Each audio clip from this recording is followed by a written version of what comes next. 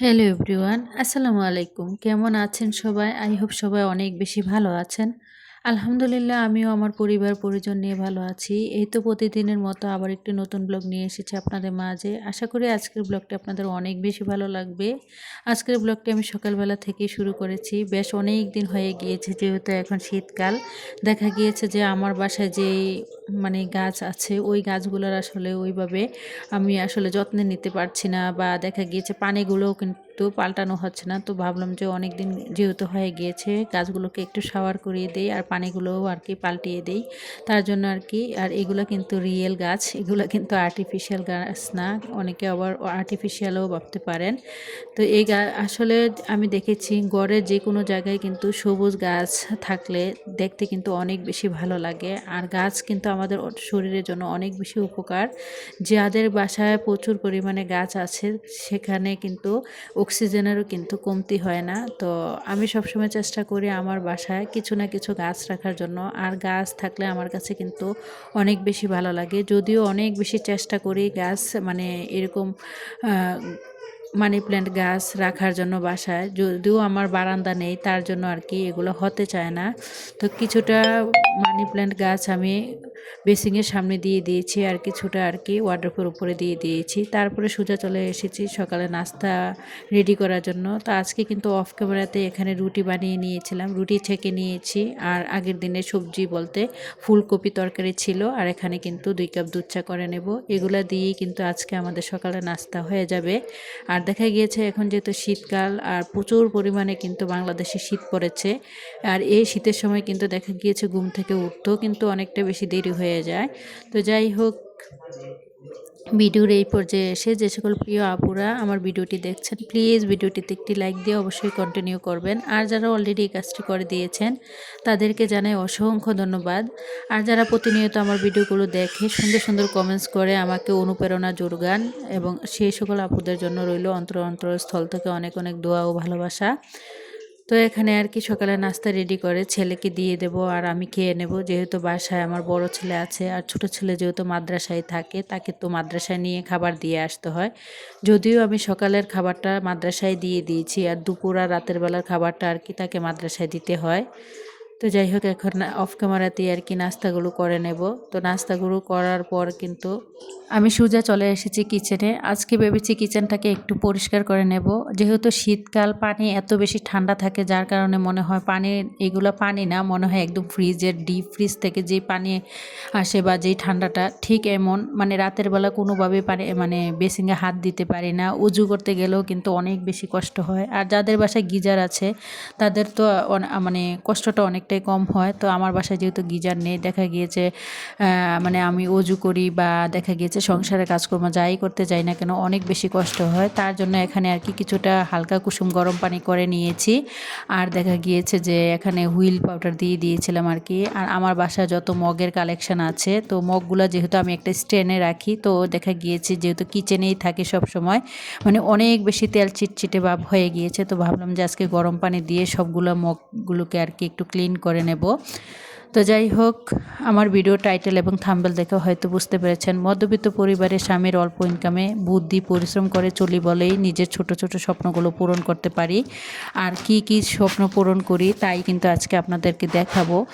তো যাই হোক, এখানে আর কি মগগুলো আর কি আমার বাসায় যেহেতু চায়ে কিছু সামান্য পরিমাণে আর কি মগের কালেকশান আছে। তো এই মগগুলোকে আর কি আমি সবসময় একটা স্ট্রেনের মধ্যে রাখি। হয়তো আমার পুরনো ভিউয়ার্স আপুরা যারা আছেন তারা হয়তো জানেন। তো এই মগগুলোকে দেখে আমার একটা প্রিয় মিষ্টি আপু কিন্তু খুব সুন্দর কমেন্টস করেছিল। তো জান্নাতের সুখের নীর আইডি থেকে আর কি জান্নাত আপু বেশ অনেক দিন আগে আর কি আপু আমার ভিডিওতে বলেছিল যে আপু তোমার মগের কালেকশানগুলো অনেক বেশি সুন্দর। আর আমি যখনই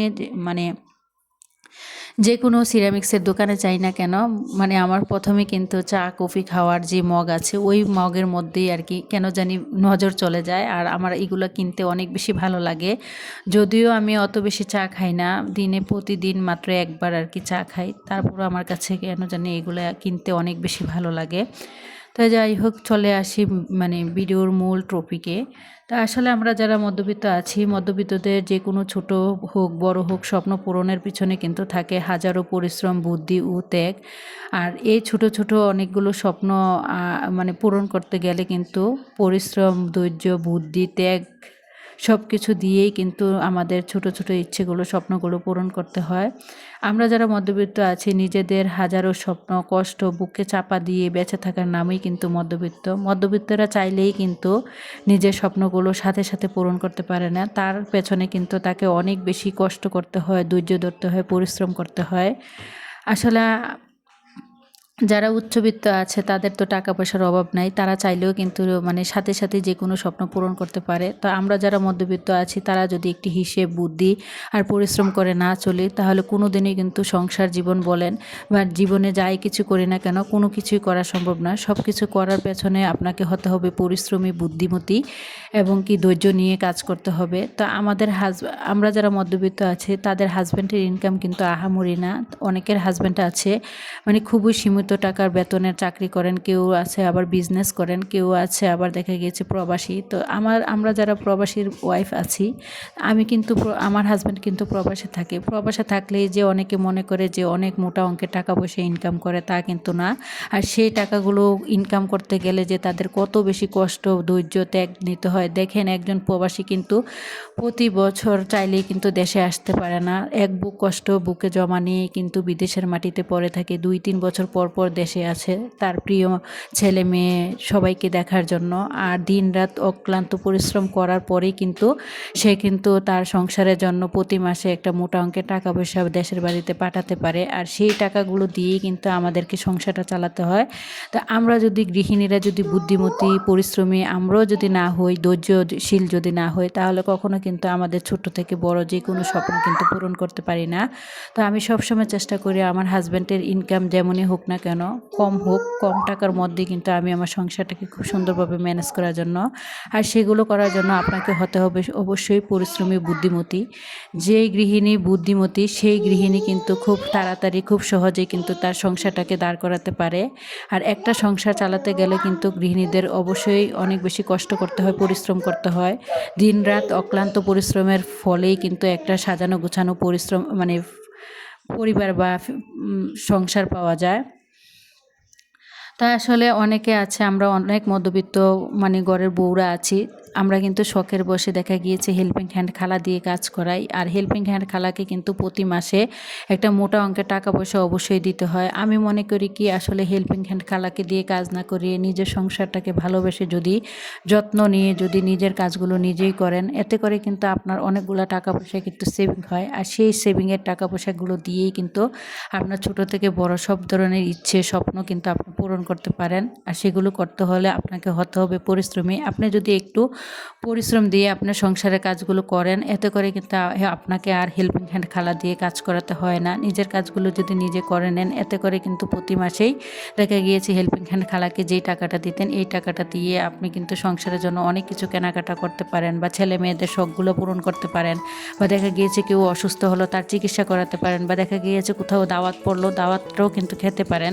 তা আমাদের গৃহিণীদের সবসময় কিন্তু বুদ্ধি খাটিয়ে, হিসেব করে, পরিশ্রম করেই কিন্তু সংসারটাকে চালাতে হয়। আর একটু একটু করে, ক্ষুদ্র ক্ষুদ্র করে পরিশ্রম করার পর যে টাকা পয়সাগুলো জমাতে পারি, সেই টাকা পয়সাগুলো দিয়েই কিন্তু নিজেদের ছোট্ট থেকে বড় সব ধরনের স্বপ্ন পূরণ করতে পারি। তো এই যে চলে এসেছি আমি কি স্বপ্ন পূরণ করলাম তা আপনাদের মাঝে শেয়ার করার জন্য। তো আমি আমার প্রিয় এক ইউটিউবার আপুর কাছ থেকে কিছু মানে সংসারের জন্য কিছু কেনাকাটা করেছি। আর সেগুলোই কিন্তু আমার ছোট্ট স্বপ্ন। আর অনেক দিন স্বপ্ন মানে স্বপ্ন দেখেছি কবে এই টাকা পয়সা জমাতে পারবো, আর কবে এই নিজের ছোট্ট ইচ্ছেগুলো বা স্বপ্নগুলো পূরণ করব। আর এগুলো পূরণ করতে কিন্তু আমাকে 5 থেকে 6 মাস কিন্তু অপেক্ষা করতে হয়েছে, অনেক বেশি কষ্ট করতে হয়েছে।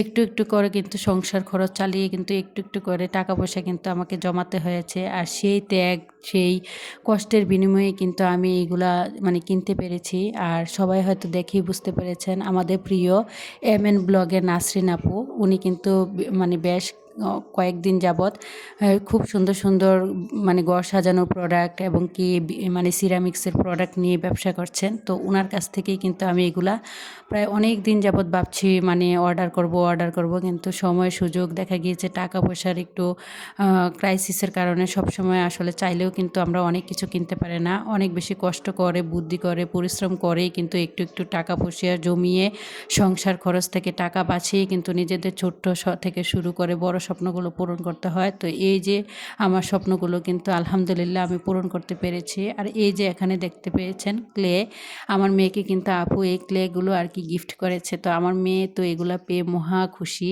মানে কি বলবো, আমার মেয়ে এগুলা পেয়ে বলছে, আমি বলেছিলাম আর কি যে তোমার এগুলা তোমার আন্টি গিফট দিয়েছে। তো আমার মেয়ে কিন্তু তার বাবার কাছে বলেছে যে বাবা আমাকে কিন্তু এগুলা আমার আন্টি দিয়েছে। তো আপুর সাথে কথা বলে আমি বুঝতে পেরেছি উনি অনেকটাই ভালো মনের মানুষ। মানে কি বলবো, আপুর সাথে আসলে কথা না বললে কখনোই বুঝতে পারতাম না। তা আপুর কাছ থেকে এই জিনিসগুলো নিয়ে কিন্তু আমি অনেকটাই জিতে গিয়েছি। কারণ আমি অন্যান্য পেজে নক দিয়ে দেখেছি অনেক জায়গায় হয়তো মানে এগুলা অনেক দামে বিক্রি করে। কিন্তু আমি আপুর কাছ থেকে খুবই রিজনেবল প্রাইসের মধ্যে আর কি আমার এই ছোট্ট স্বপ্নগুলো পূরণ করতে পেরেছি। তো আমার কেনাকাটাগুলো কেমন হয়েছে অবশ্যই আর কি আপনারা জানাবেন। তো যাই হোক, আপনাদের সাথে আমার স্বপ্নগুলো দেখিয়ে কিন্তু সোজা চলে এসেছি দুপুরে রান্নাবান্না করার জন্য। তো আজকে কিন্তু এখানে একটু মুরগি রান্না করব। আর এখানে যে মুরগিটা দেখতে পেয়েছেন আলু কেটে নিয়েছি, মুরগি কেটে নিয়েছি।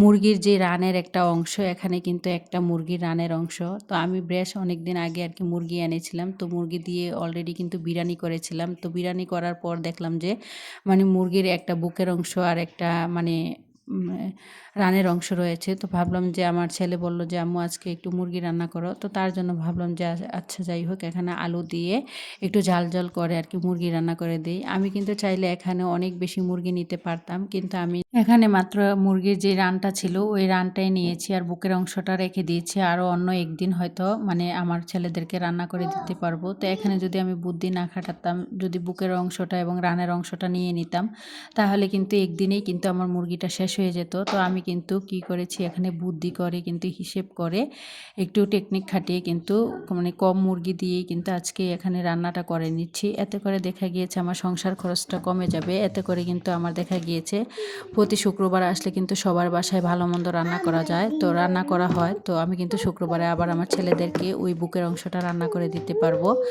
তো যাই হোক, আপনাদের সাথে কথা বলতে বলতে কিন্তু এখানে রান্নাগুলা করে নিয়েছি। আসলে বুদ্ধি ছাড়া কখনোই কিন্তু সংসার জীবনে কোনো কিছুই করা সম্ভব নয়। হাজব্যান্ডের ইনকাম কম হোক বা বেশি হোক, সকল গৃহিণীদের হতে হবে অনেক বেশি বুদ্ধিমতী, হিসেবি, পরিশ্রমী, তাহলেই কিন্তু সংসারে উন্নত করা যাবে। আমার হাসব্যান্ড যে আহামরি অনেক টাকা ইনকাম করে তা কিন্তু না, খুবই সীমিত টাকার বেতন দিয়ে কিন্তু আমাকে পুরো মাসটা হিসেব করে বুদ্ধি করে আর একটু টেকনিক খাটিয়ে পরিশ্রম করেই কিন্তু আমি চলি। তো এখানে আর কি অনেক দুপুরে খাওয়া দাওয়া শেষ করে নিয়েছিলাম। তো বাসায় অনেক দিন আগে আর কি এখানে ছোলা বুট ছিল কিছুটা, আর কিছুটা কাবলি বুট ছিল। তো এইগুলা ভিজিয়ে রেখেছি বিকেলের নাস্তার জন্য।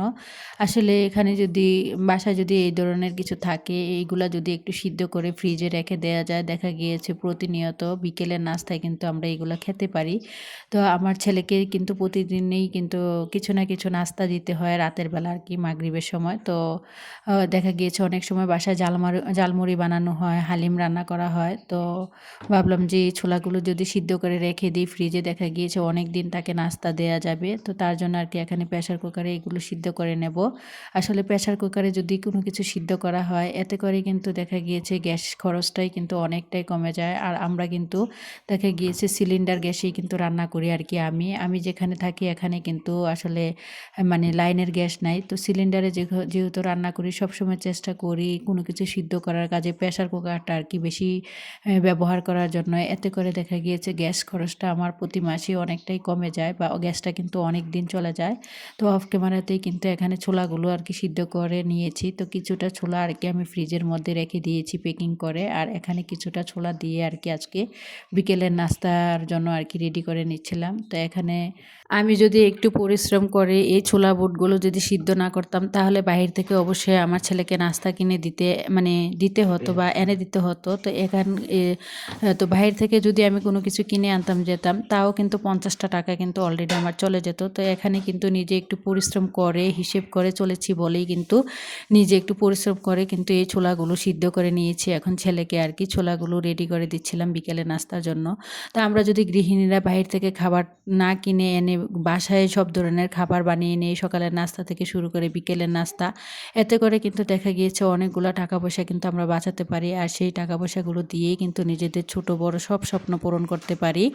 তো আসলে মূল হচ্ছে বুদ্ধি, ধৈর্য আর পরিশ্রম। বুদ্ধি পরিশ্রম থাকলে, ধৈর্য থাকলে আপনি সংসার জীবনে সব কিছুই করতে পারবেন। তো যাই হোক, এখানে আপনাদের সাথে কথা বলতে বলতে কিন্তু আমি অলরেডি ছোলাগুলো আর কি ভেজে নিয়েছি। আর এমন শীতের সময় কিন্তু মানে কাঁচামরিচ, ধনেপাতা দিয়ে কিন্তু ছোলা ভাজি করলে খেতে অনেক বেশি ভালো লাগে।